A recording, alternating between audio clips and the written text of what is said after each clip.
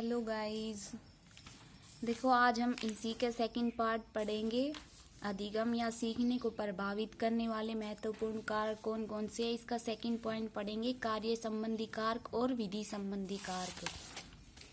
देखो, कार्य संबंधी कारक क्या होता है कि कोई कार्य कितना कठिन है, कितना सरल है, उसको करने के लिए पॉइंट्स बनाए हैं, उनको देखते हैं। कार्य का कठिनाई स्तर, difficulty level of the task. देखो, जब भी अधिगम प्रक्रिया को प्रभावशाली सीखे जाने वाले कार्य का कठिनाई स्तर पर निर्भर करती है। कोई कार्य कितना हार्ड है तो उसको ज़्यादा समय में ज़्यादा परिश्रम के साथ किया जाता है, और जब ज़्यादा कार्य हार्ड हो जाता है तो उसमें क्या होता है कि बच्चे रुचि लेना कम पसंद करते हैं और उनके अंदर आलस आ जाता है, जिसके कारण वो कुछ बच्चे होते काम नहीं कर पाते, कुछ बच्चे काम कर लेते हैं, तो उससे क्या होता है, हीन भावना पैदा होती है। और कार्य का कठिन स्तर और शिक्षण अधिगम स्तर का भी आपस में संबंध है। ठीक है। सेकंड पॉइंट है कार्य की समानता, इक्वलिटी ऑफ द वर्क। देखो, जैसे एक दोनों कार्य सिमिलर है, एक में हार्ड है और एक में थोड़ा इजी है। ठीक है। गेम की तरह मान के चलते हैं, जैसे गेम में लेवल होते हैं, first level easy and second level उससे इजी, तो उससे क्या होता है कि दोनों जो लेवल होते हैं उनको हम इजीली क्रॉस कर सकते हैं। बट दोनों में सीखने के लिए हमें क्या, ऐसे ही अधिगम प्रक्रिया होती है, दोनों को हम सीखने के लिए ज़्यादा मेहनत नहीं करनी पड़ती है। उसे हम क्या बोलते हैं, अधिगम का स्थानांतरण, ट्रांसफर ऑफ लर्निंग। इसको अधिक प्रभावशाली बनाया जा सकता है। समान कार्यों को सीखने के लिए अधिक मेहनत नहीं करनी पड़ती। ये अधिगम स्थायी भी होता है, मतलब ज़्यादा टाइम तक टिक सकता है। कार्य का अर्थपूर्ण होना। देखो, जब कोई कार्य अर्थपूर्ण होगा, जिसका मतलब मीनिंग निकलेगा, उस कार्य को करने में हमें मतलब रुचि उत्पन्न होती है। और क्योंकि विद्यार्थी के लिए उस कार्य का कोई अर्थ नहीं होता है, अगर कोई कार्य बिना अर्थ के है तो विद्यार्थी को जो भी सिखाया है, कुछ भी हम पढ़ाते हैं, सिखाते हैं, तो उसका कोई इफेक्ट नहीं होता, क्योंकि वो क्या है, मीनिंगफुल लेसनेस है।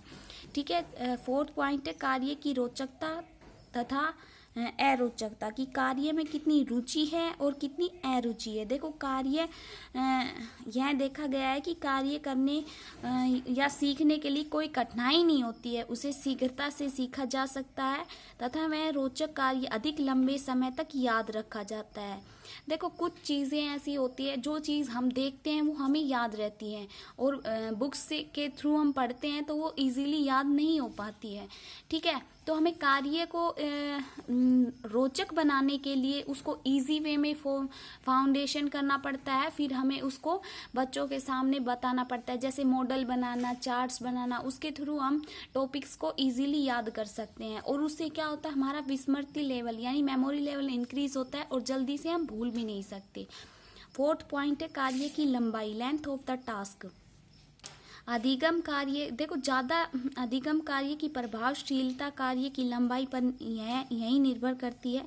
अधिक लंबे कार्य को सीखने के लिए अधिक समय, परिश्रम और अधिक धैर्य की आवश्यकता होती है।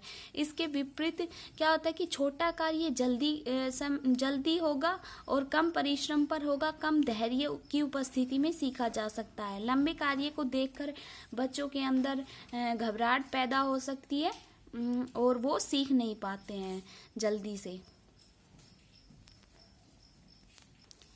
नेक्स्ट पॉइंट है विधि से संबंधी कार्य, कि कोई कार्य को करने में किस मेथड का यूज होता है। अभ्यास। फर्स्ट आया अभ्यास।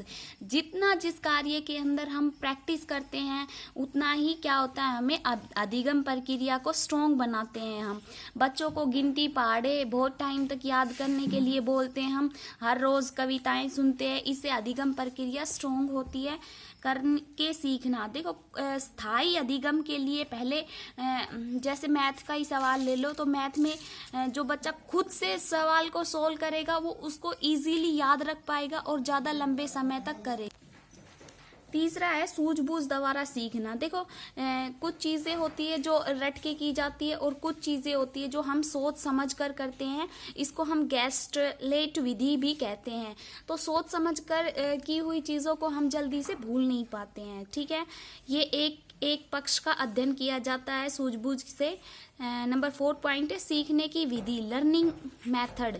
देखो, अधिगम या सीखने की विभिन्न विधियों का प्रयोग किया जाता है, लेकिन सभी स्थितियों या विषयों के लिए विधि उपलब्ध नहीं होती है। कुछ जो टीचर्स होते हैं वो पहले खुद विशेष वस्तु का खुद उसको अच्छी तरीके से पढ़ते हैं, फिर बच्चे को पढ़ाते हैं। इससे क्या होता है कि लोकतांत्रिक वातावरण पैदा होता है और बच्चे के अंदर सीखने की रुचि उत्पन्न होती है।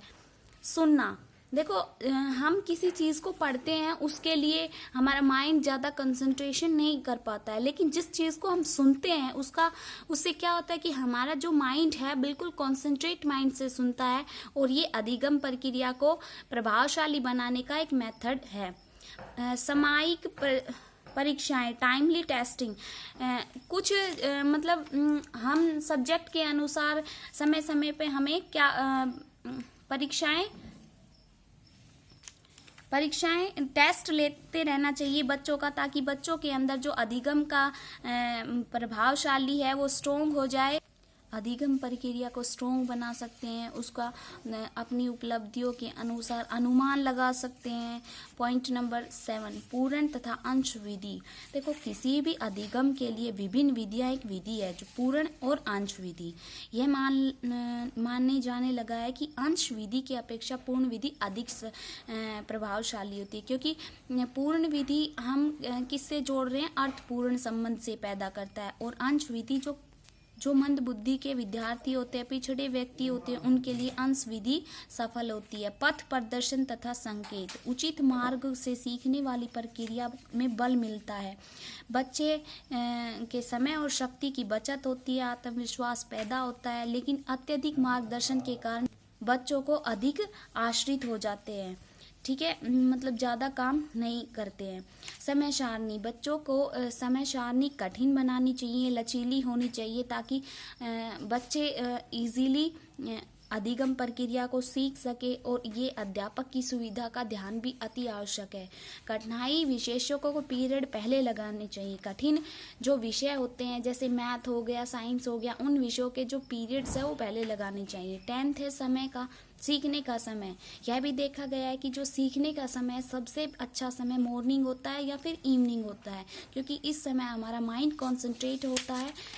एट ए मिड टाइम हमारा माइंड कंसंट्रेट नहीं कर पाता है। परिणामों का ज्ञान, हमें किसी कार्य का परिणाम का ज्ञान नहीं होगा तो हमें उस कार्य को सीखने के कोई इंटरेस्ट नहीं होगा, कोई रुचि नहीं होगी। इसीलिए हमें क्या करना चाहिए कि हमें कार्यों के परिणाम को में सुधार करना चाहिए, उन्हें बच्चों को बताना चाहिए कि इस कार्य का ये परिणाम होगा, जिससे बच्चों को पुनर्बल मिलता है और अध्यापक को भी पुनर्बल मिलता है। ठीक है, ये इसके 11 पॉइंट थे। आई होप आपको समझ में आया हो। समझ में आया हो तो मेरे वीडियो को लाइक, शेयर एंड सब्सक्राइब कर दीजिए।